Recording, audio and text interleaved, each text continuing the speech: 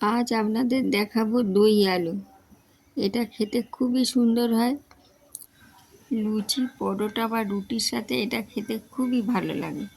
আসুন তাহলে শুরু করা যাক।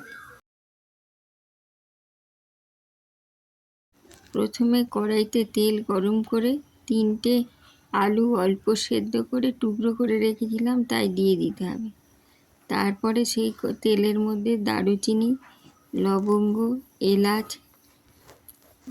রসুন বাটা, আদা বাটা, কাঁচা লঙ্কা দিয়ে একটু কষিয়ে নিতে হবে।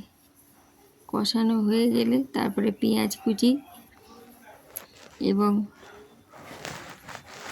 ভেজে রাখা আলুর টুকরো দিয়ে কিছুটা নাড়াচাড়া করতে হবে। তারপরে একটা দইয়ের মিশ্রণ করতে হবে, সেই দইয়ের মিশ্রণটা ওতে দিয়ে দিতে হবে। দেওয়া হয়ে যাওয়ার পরে নাড়াচাড়া করে জল দিয়ে দিতে হবে।